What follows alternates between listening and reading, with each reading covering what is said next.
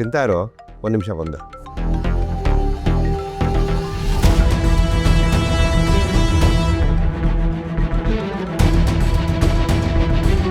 Love, ಇಷ್ಟೊತ್ತಲ್ಲಿ ಏನಕ್ಕೋ phone ಮಾಡಿದ್ಯಾ? ಹನಿಮೂನ್ಗೆ ಹೋಗಿದ್ಯಾ? ಇಷ್ಟೊತ್ತಲ್ಲ ಕಾಲ್ ಮಾಡಬಾರ್ದು ಕಣ.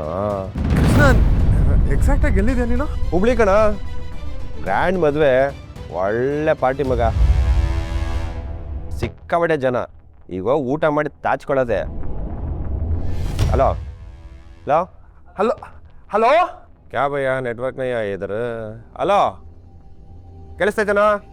ಹಲೋ ಹಲೋ, ಸರಿ ಕೃಷ್ಣ, ನೀನು ಮಲ್ಕೋ, ಜಾಸ್ತಿ ಪಾರ್ಟಿ ಎಲ್ಲ ಮಾಡಬೇಡ. ಸರಿ ಕಣ, ಆಯ್ತು, ಗುಡ್ ನೈಟ್.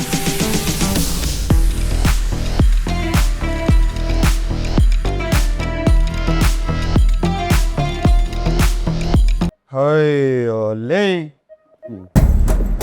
ಲೈ, ನಿಂಗೇನು ತಲೆಗೆಲ್ಲ ಕೆಟ್ಟಿಗೇನೆ? ಭಯ ಉಡಿಸ್ತೀಯಲ್ಲ ನೀನು. ಅಲ್ಲ, ಭಾವನ ಹತ್ರ ಏನೋ ಪುಂಗ್ತಾ ಇದ್ದೆ ಲೊಕೇಶನ್ ಬಗ್ಗೆ, ಯಾಕೆ? Complication of India.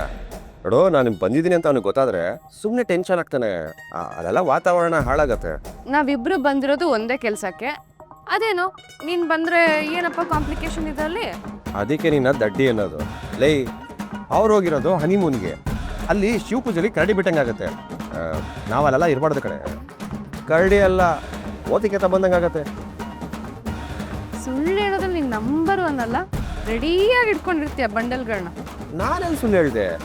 ಹುಬ್ಳಿ ಮದುವೆ ಗ್ರ್ಯಾಂಡ್ ಆಗಿರುತ್ತೆ, ಅದು ಇದು ಮಣ್ಣು ಮಸಿ ಅಂತ ಹೇಳ್ದೆ.